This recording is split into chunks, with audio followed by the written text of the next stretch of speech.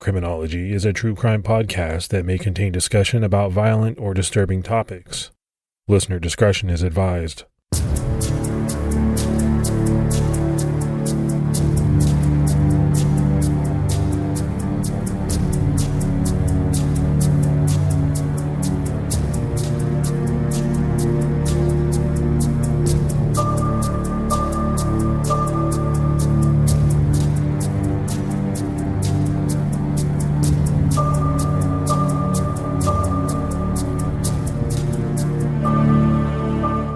Hello, everyone, and welcome to episode 314 of the Criminology podcast. I'm Mike Ferguson. And this is Mike Morford. Mike Morford, how you doing, buddy? I'm doing pretty good. How you doing? I'm doing great. Just at the time this rolls out, I'll have had another birthday. Well, happy birthday. Yeah, appreciate that. I mean, at our age, you don't really look forward to birthdays, but you do want them to come because the alternative is not good. I just wish they wouldn't roll around so quickly. Man, they seem like I just had one. Yeah, I think the older you get, the faster they seem to come. Yeah, I don't think there's any doubt about that. Let's go ahead and give our Patreon shout outs. We had Mark S. and then James Cruz jumped down to our highest level. So some great new support. We really appreciate it. Yeah, thank you so much for that support. We appreciate it as always. And for anyone else that would like to help support the show, you can do so by going to patreon.com/criminology. All right, let's jump into this week's case. And we're discussing one that made headlines because of one of the people involved who made sexually explicit videos on the internet and liked to dress up as fictional characters. So, there's some salaciousness to the case, but at its core, it's another tragic case of domestic violence. We are discussing the murder of Matthew Trussler at the hands of his fiancé, Melissa Rose Turner. In 2015, Matthew moved to Florida from Massachusetts in search of a clean slate.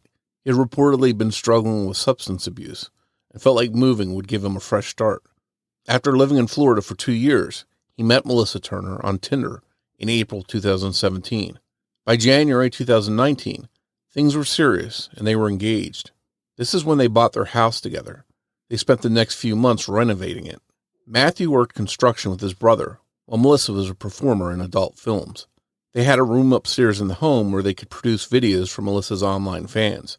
Over the years, she had been working on promoting herself as a cam girl and performer under the name Two Thorned Rose, a little play on Melissa's middle name, Rose. In her videos, Melissa, who was into cosplay, would sometimes dress up as Elvira or Poison Ivy. Things seemed to be going good for the couple until the morning of October 18th, 2019.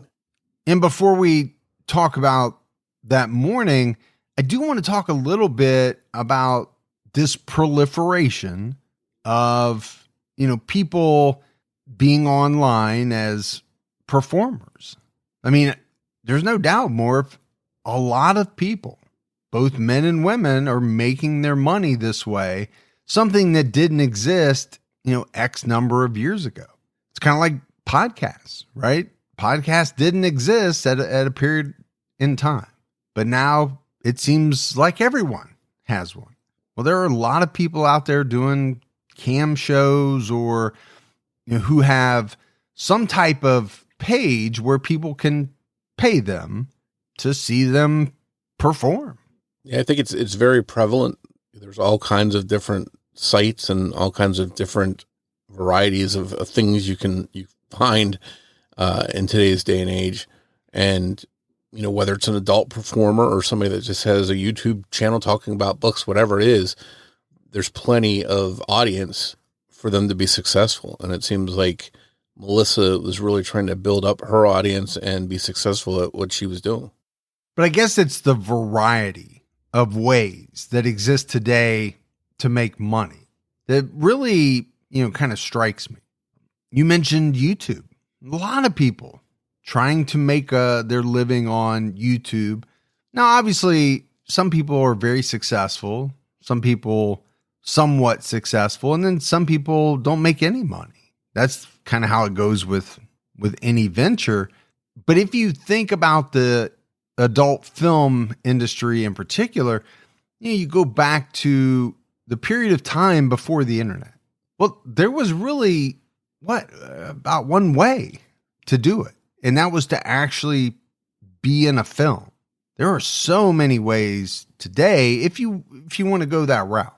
And I think one thing about that particular industry, whether you agree with it or not, whether you're a fan of it or not, is the old cliche that sex sells, and it's pretty much known to be recession proof, anything adult related. So it seems like a field that may have been beneficial to make a steady living. Yeah, for some, no doubt. But let's go back to that morning, October 18, 2019. At around 8:45 a.m., 26-year-old Melissa Turner called 911.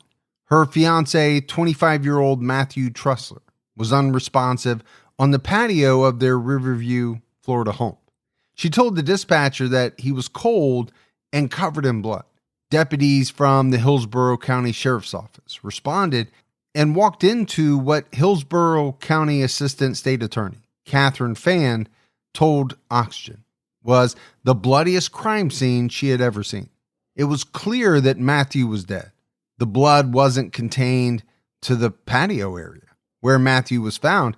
Most of the blood was located inside the home, in the kitchen, and it was clear to police that a terrible attack had taken place there.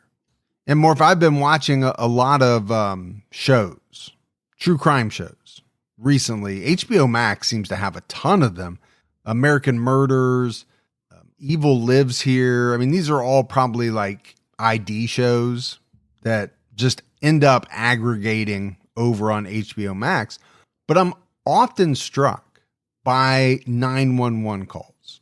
And, in a lot of these, it turns out that the person making the call is the one who committed the murder. But it is fascinating to hear how people react in these types of calls. Sometimes the 911 dispatcher is trying to get them to do something and they just don't do it. They can't really figure out how to respond.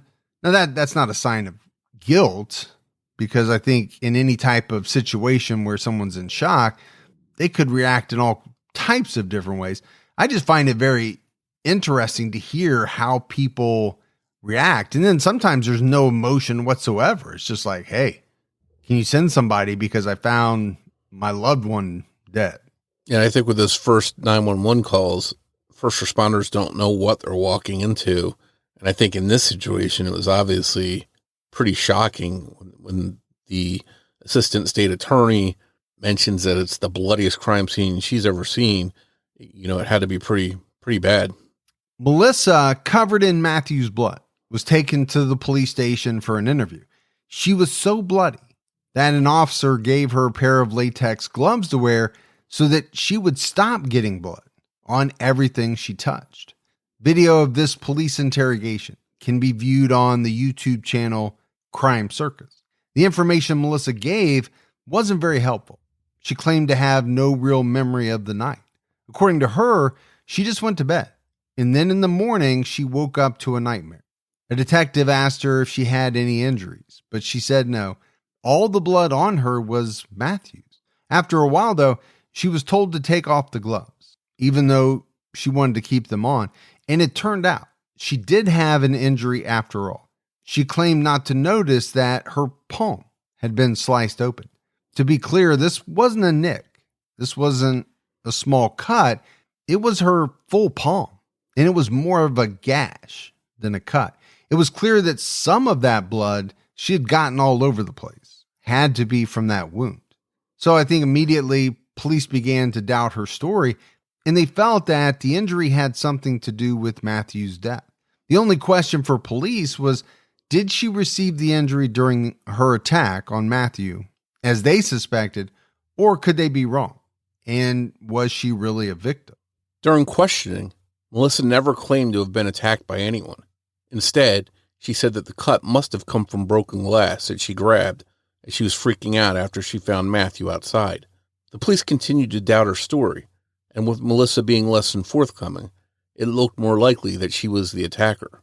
Melissa then offered up the idea that Matthew had taken his own life. According to Oxygen, she told police of Matthew, "He always told me he had a feeling he was going to die young." While some of the injuries Matthew suffered could have been caused by Matthew hurting himself, he had been stabbed in the back, which investigators in the case didn't feel was something he could have done to himself. Other wounds on his arms appeared to have been inflicted while he was cowering, covering his neck and face with his hands out in front of him in self-defense.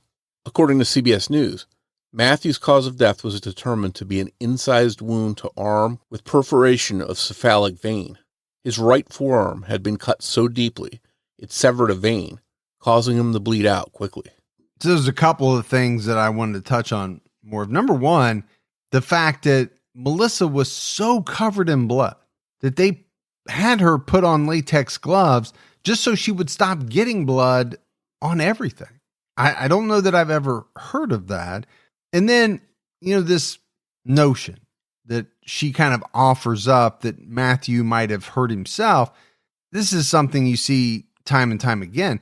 But when somebody has a stab wound to the back, well, is it impossible to do that to yourself? No. Is it logical? And I would say no. And I'm pretty sure that's what the police were thinking as well.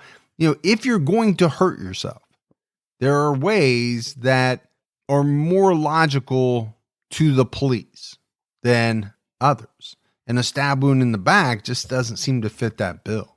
Yeah, I think it was some of those injuries coupled with the cut on Melissa's hand that really made the police think, okay, she may be Matthew's killer.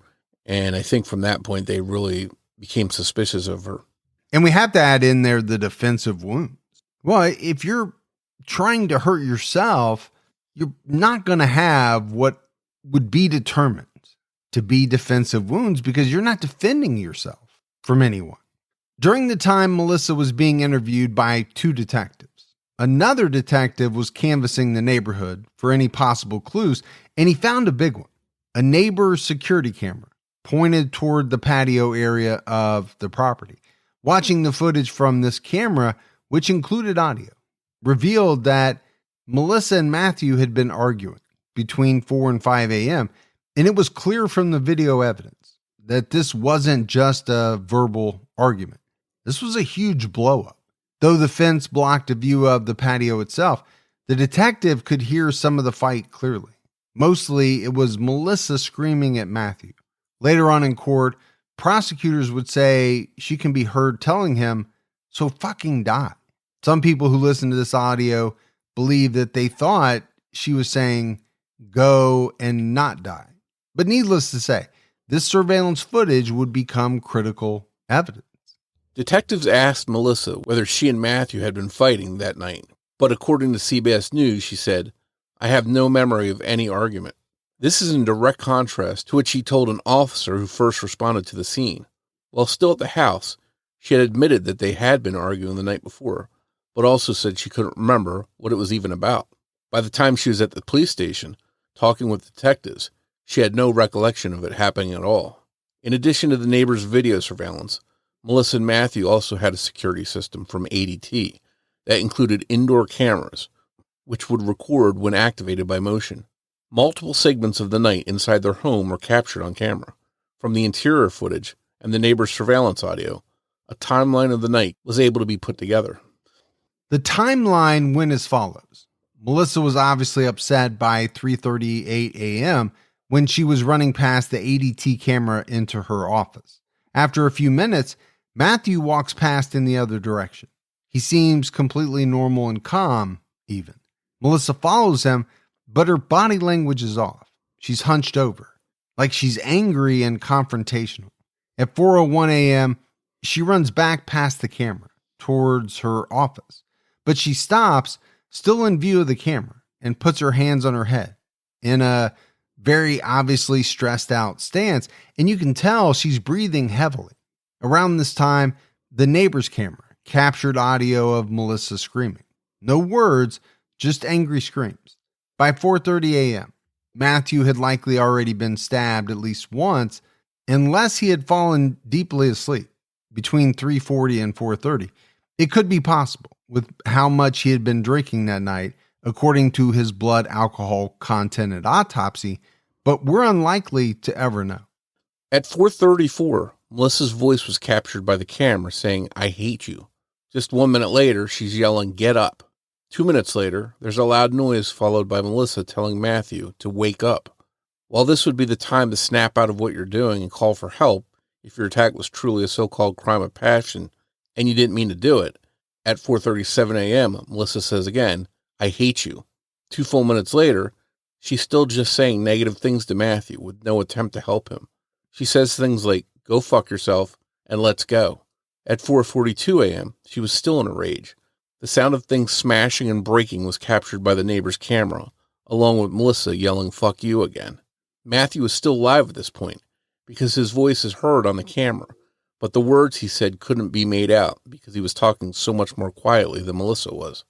So obviously, the camera footage, the surveillance footage is big in this case, but there is some of it that's left to interpretation. I mean, the part to me where she's saying, "Wake up," is that her trying to get Matthew to wake up because he's asleep or passed out or whatever?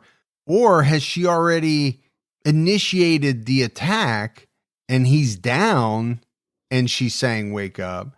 Obviously, he's not dead at this point because his voice can be heard on the audio, but it's so much lower than hers that it kind of makes you think that he's in a weakened state by this point.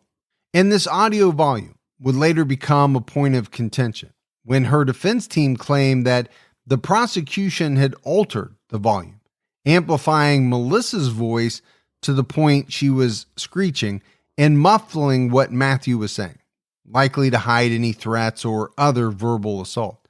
To the defense, it apparently didn't make sense that Melissa was so loud at that hour of the morning. It had to be corruption, and it couldn't be a completely blind rage, an overreaction, a very angry and violent Melissa with a knife. According to CBS News, her defense attorney would later say at trial, "I find it highly suspicious that Miss Turner's voice is screeching loud. But when it came to, Matthew Trussler, you could barely hear mumbling." Getting back to the timeline, at 4:42 a.m., there's the sound of something, just noise in the background of the tape, before Melissa shouts, "No," and then finally, "What did I do?" Just minutes after this, Matthew's smartwatch stopped detecting a pulse. To investigators, it was clear that this was the point that the realization had set in for Melissa, that she had just murdered Matthew. Police found that the screen of the window near the patio had been removed from the frame. Matthew died right in front of the window, on the cement next to the pool. Investigators believe that he had pushed the screen out in order to escape Melissa, who was in the kitchen. And if you look at the setup of the kitchen, there's a cabinet on one side of the window and a table on the other. If he had ended up standing in front of the window during a fight, which it appeared he did due to the massive amount of blood in that specific area, he would have been effectively trapped, especially if Melissa was holding a knife.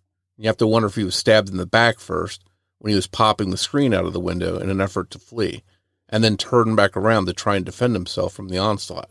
He crawled out the window, but it was too late. He was bleeding too quickly.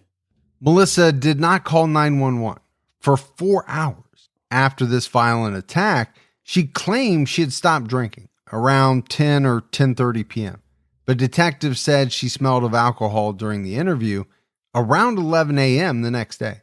You can see that in the Crime Circus YouTube footage, that when investigators confronted Melissa with their evidence, her story didn't change, saying, "I would never stab him."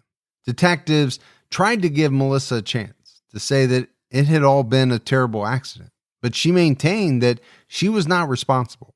"If it was an accident, then I would have called 911 and not just let him die."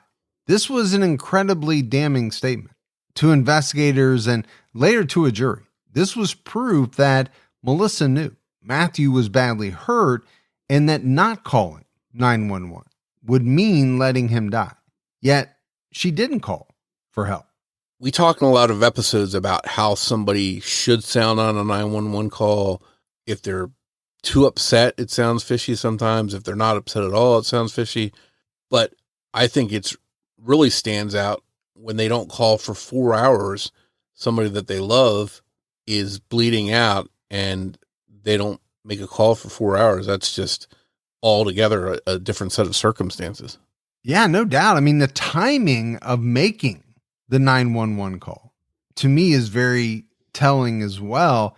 And I think anybody listening can kind of put themselves in a scenario where they find a loved one who's hurt. That 911 call is going to come very quickly. Now, if you had something to do with it, then maybe that changes your way of thinking. Maybe you don't want to make the 911 call right away because you were trying to let time go by so that this person dies. Yeah, maybe she was getting her story straight or trying to think of what she was going to say. And, who knows what she could have been thinking. And I think there are some times where people need a little time, right, to set the scene, to change it up so that it tells somewhat of a different story. Well, if you call right away, you don't have that time. Melissa also had an explanation for each of the things that the neighbor's audio captured her screaming at Matthew. According to her, when she yelled, "Get up," it was not because Matthew was sleeping or had been stabbed, but because when he drank, he would often lose his balance. Melissa claimed that after unsuccessfully trying to help get him up, she just yelled at him to stay down, and she admitted she was frustrated. When detectives stepped out of the room toward the end of the interview, Melissa began to panic. She said out loud to herself, "This can't be my life," while her leg bounced anxiously. No, she started repeating as she hyperventilated.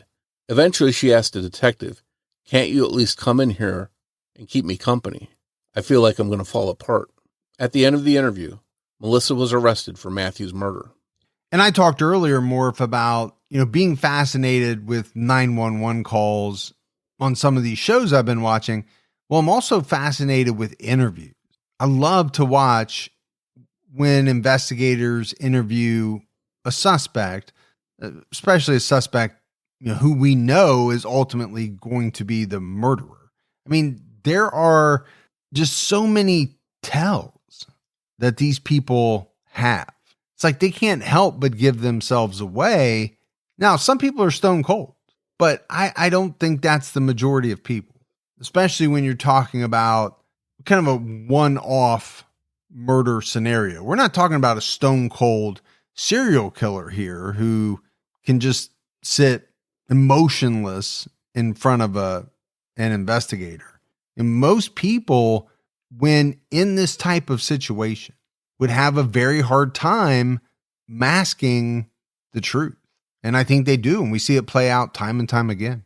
And I think, speaking of the truth, I think Melissa was sort of boxed into a corner because there was no evidence of any intruder that came in. She didn't say somebody attacked and fled. There's this audio and video to contend with. So I don't think she really had any kind of story that could have gotten her out of this situation and this eventual arrest at the end of this interview.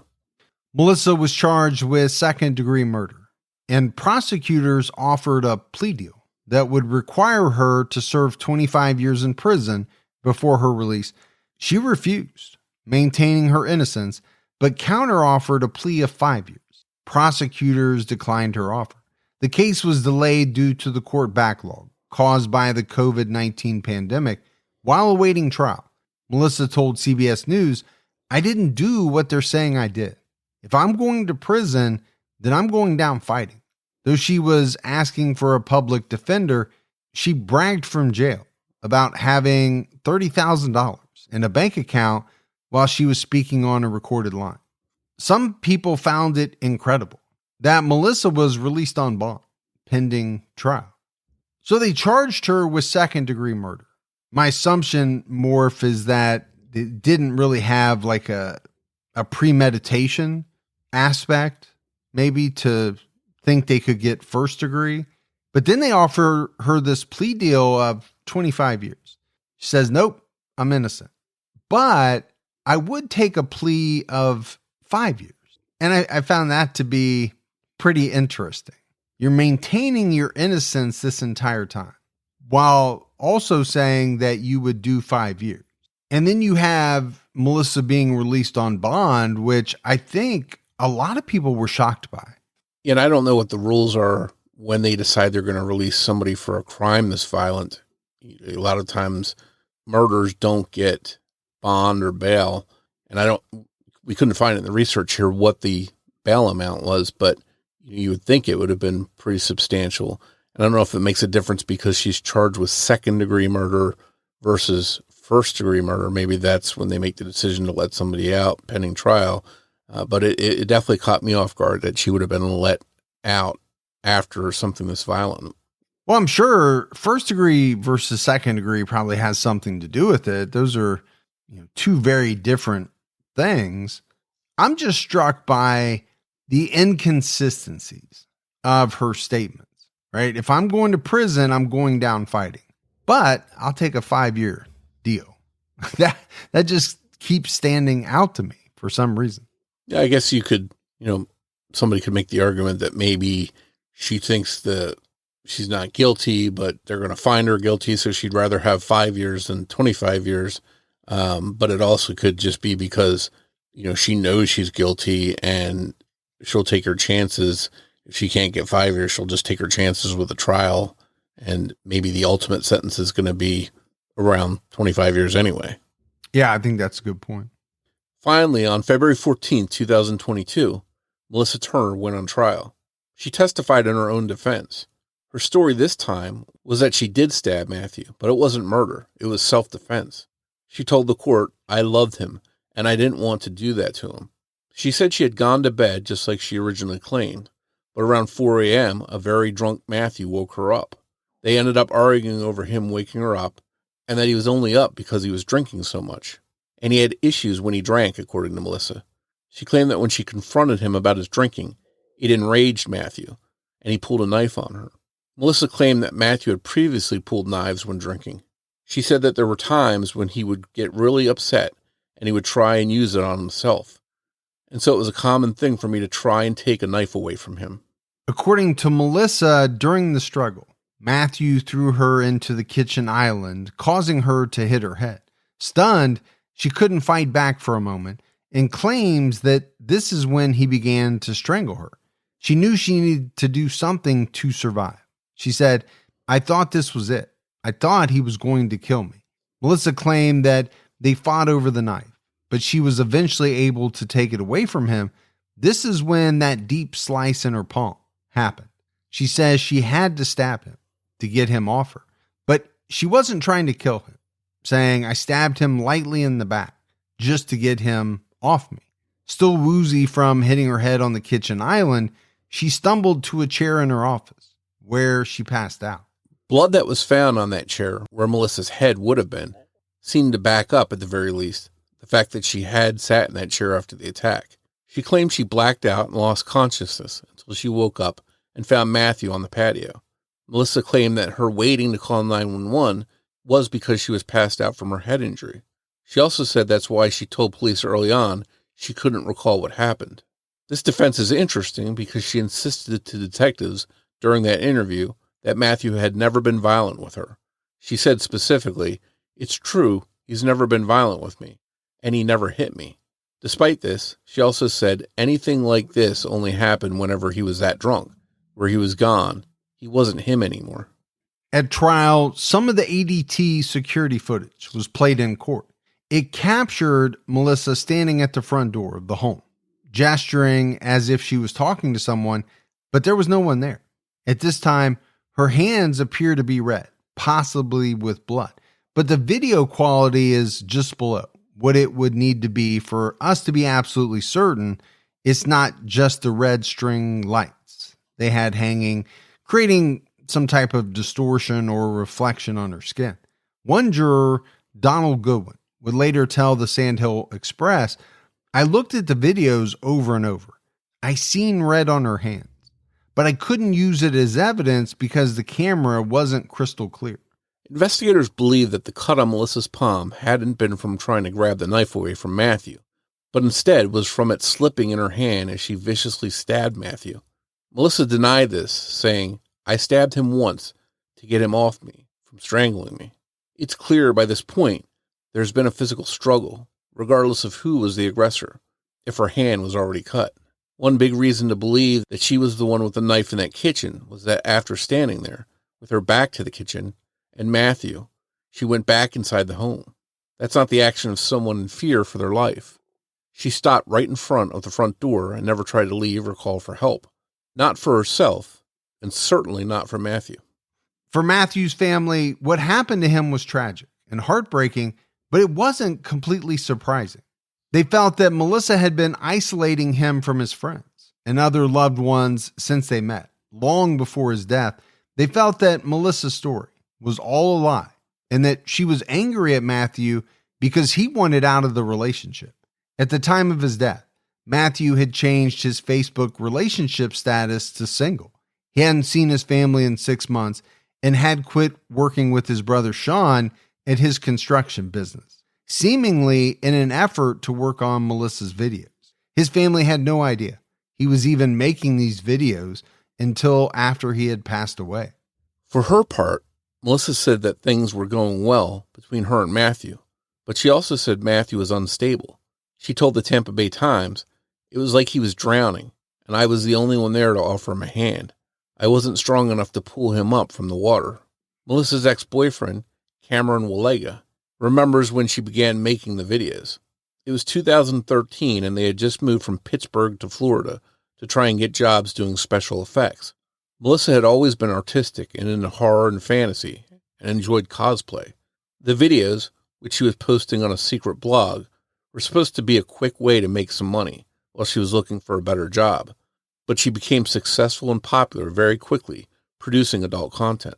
She had a fitness and nutrition-focused blog that was public and made videos about her 100-pound weight loss journey.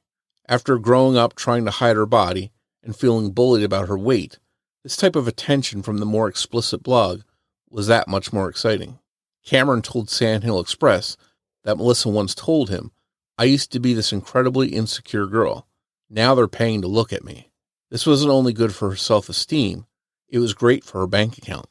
And we talked a little bit about it earlier, how, there's a lot of people who go this route, and there's no doubt it can be very lucrative. But I also wonder, for some people, how much of it is the attention? We hear from Melissa that, that was exciting, that people actually wanted to see her. And I just wonder if, for some people, that adoration, that feeling of people wanting to see you, I just wonder how much that plays into it for some. Yeah, I think that can probably become addictive, just getting that attention and her feeling good about herself and being able to make money from it on top of that just had to make it that much more easier for her to keep doing it. Cameron also saw how this new career changed Melissa, saying it became maniacal to a point where it was a complete obsession, and it was money, money, money.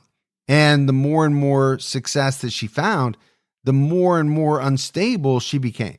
Cameron also mentioned how loud Melissa could be and touched on the surveillance footage, saying it's clear the prosecution didn't doctor that evidence to make Melissa's voice louder than Matthew's. Cameron said she would scream at times so loud that it would pierce your ear.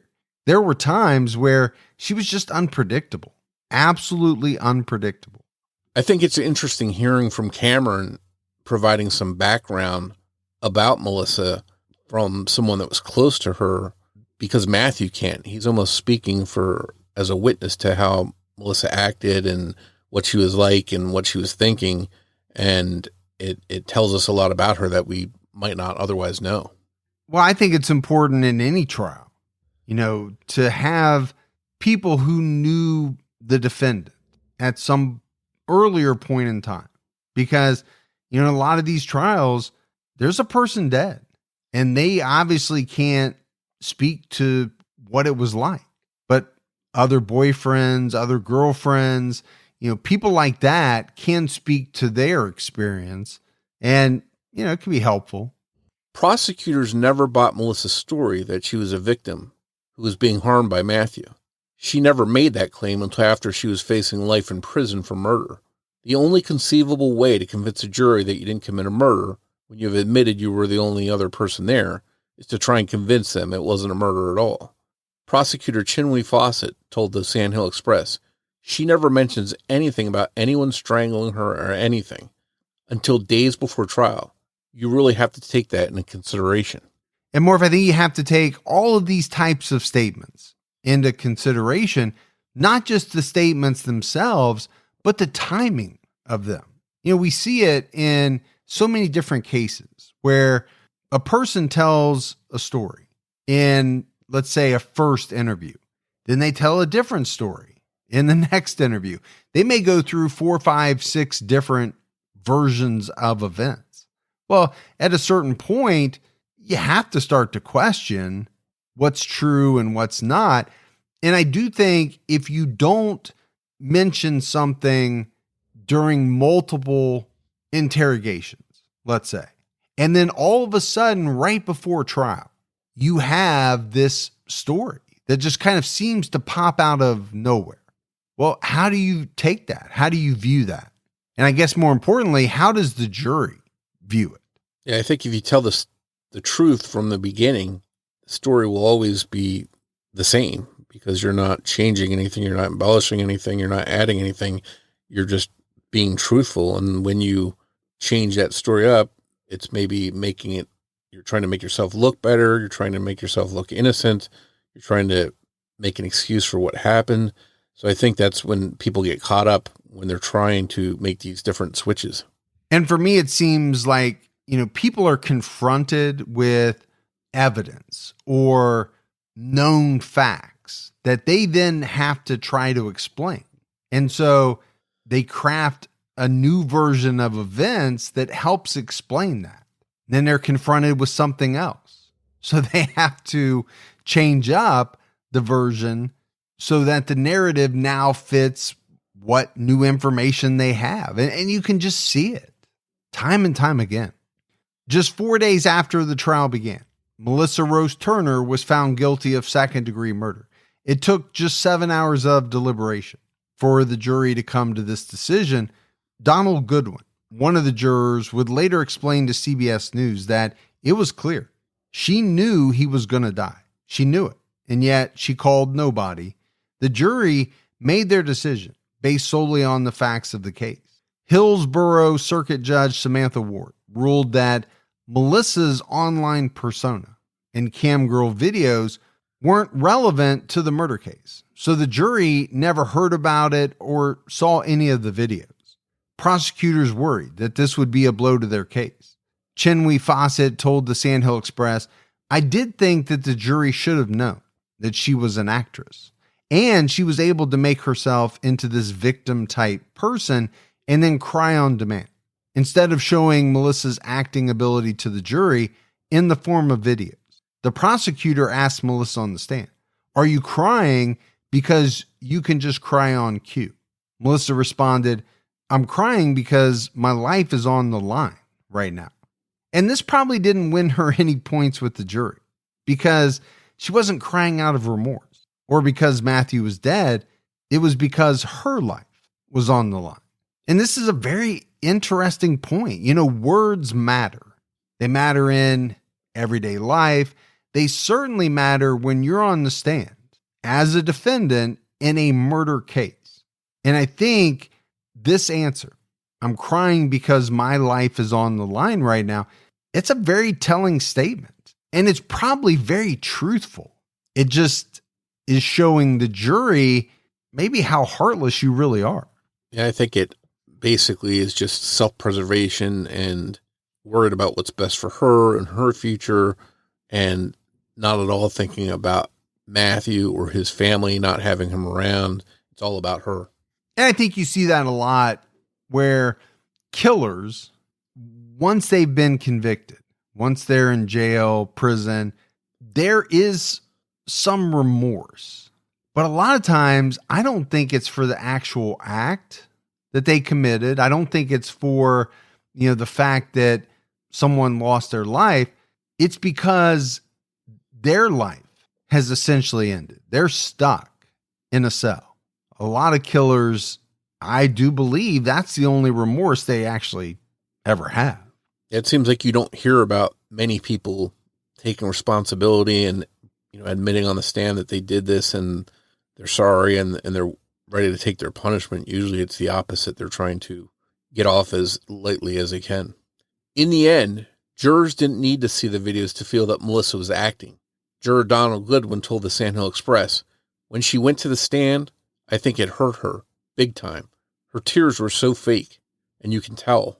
Her demeanor on the stand was proof to the jury Melissa could have overreacted or snapped, especially while drinking, and attacked Matthew." Donald Goodwin said, "She was super angry and super sad. Her emotions were everywhere. I'm like, that tells me who she is." Matthew's brother, Sean Trussler, told the Tampa Bay Times, "This is a story of a woman who intentionally isolated and manipulated a good kid away from his loving and supportive family." But I still think, there are a ton of questions in this case, Morf. Why did this happen? And why that night? What ultimately led to this tragic outcome? Authorities never took Melissa's blood to test her blood alcohol content, but Matthew's autopsy revealed his was almost 5 times the legal limit, which is probably why Melissa tried to frame the alcohol issues that night as Matthew's, not hers or theirs. Prosecutor Fawcett told the Sandhill Express, "I think she was intoxicated, and I do think that she went far beyond anything she thought she would do." Some people have expressed sympathy for Melissa too, stating that perhaps she too was under the influence of alcohol, and it's not likely that she meant to kill Matthew, but during her very intentional assault, she sliced his arm too deeply in just the right or wrong spot. But she knew what she had done and didn't do anything to try to help him. And that's what turns a brutal assault into a murder. Assistant State Attorney Catherine Phan told the Tampa Bay Times, "This is not a case where the defendant is a victim of domestic violence. This is a case where Matthew Trussler is the victim of domestic violence. That's the important thing to focus on, is that he is the victim in this case." Melissa was sentenced to 20 and a half years in prison, which is less than she would have served had she taken the plea deal, but still much longer than the 5 years she asked for under a plea deal. Of the punishment handed down and the story that Melissa told, Matthew's mom, Margaret McLaughlin, speaking at the sentencing hearing, said to Melissa, "You and I both know Matthew was the best thing that ever happened to you." Margaret also admitted that Matthew loved Melissa and that he would not want her in prison, saying, "I have no doubt what is going to happen to you here today would have caused him great anguish." The home Melissa and Matthew bought and renovated together, one that was supposed to be filled with joy, instead went into foreclosure. Melissa Turner will be eligible for release in 2042. Until then, she's at Lowell Correctional Institution in Marion County, Florida, a mixed security facility. It's interesting to compare this case to the upcoming trial of Courtney Clenny, another case out of Florida. It's a case which parallels this one in many ways. Courtney called 911 on April 3rd, 2022 to report that she stabbed her boyfriend, Christian Toby Obamselli, during an argument. His cause of death was a knife wound that punctured the subclavian artery in the right side of his chest. She claimed that he had attacked her, and she threw a knife at him. Unlike Melissa Turner, Courtney Clenny immediately admitted she was responsible, but investigators were still suspicious of her story from the start. Just like with Matthew's murder, Toby Obamselli's murder has received the amount of coverage it has in part because Clenny posted a lot on her OnlyFans account. And in both cases, there's footage where you can hear the perpetrator, Melissa in one case, Courtney in another, screaming at the top of their lungs, absolutely enraged. Even the sound of the screaming is eerily similar. There are even more videos in this case. One from an elevator security camera captured Courtney assaulting Toby. He's much larger than her, and he doesn't fight back, just tries to get her away from him. She's going after him the entire elevator ride. There's also much more audio in this case, because it seems that Toby was recording his encounters with her toward the end of his life, in an effort to protect himself. A trial date hasn't been set yet for her, but if the jury in this case is anything like the ones who clearly felt the evidence pointed to Melissa Turner's guilt, they won't buy whatever Courtney tells them, unless her defense team has a very good piece of evidence that hasn't been made public. It'll be interesting to see if there's a similar outcome. So as we wrap up this case, Morf, some of these are very tough because we do know that many, many women experience domestic violence. And there are times when they have to defend themselves. And sometimes that results in somebody being hurt, being killed, but there's justification for it. This happens to men as well, obviously. We can't fail to point that out. But I do think there are some cases, many cases, in fact, where people use that as a defense when it's simply not true.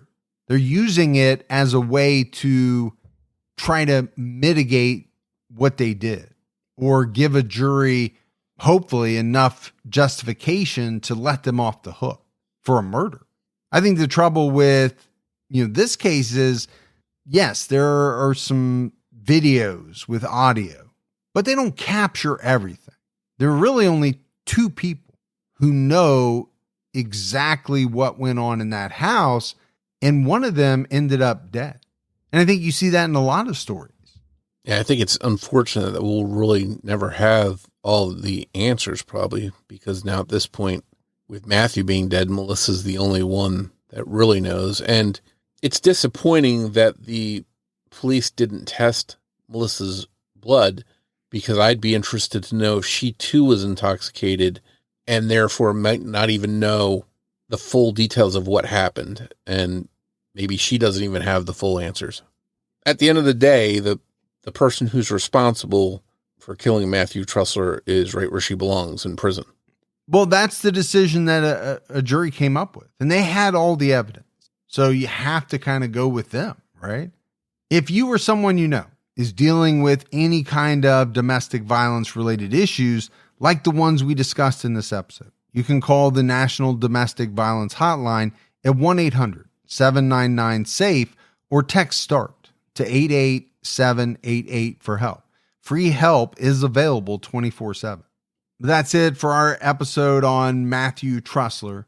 If you love the show but haven't done so yet, go out, give us a 5-star rating. You can leave a review. Keep telling your friends. That word of mouth about the Criminology podcast really helps us out. If you want to find us on social media, we're on X with the handle @CriminologyPod. You can also find us on Facebook by going to facebook.com/CriminologyPodcast. And you can join our Facebook discussion group, Criminology Podcast Discussion and Fans. So that's it for another episode of Criminology, but Morf and I will be back with all of you next Saturday night with a brand new episode. So until then, for Mike and Morf, we'll talk to you next week. Take care, everyone.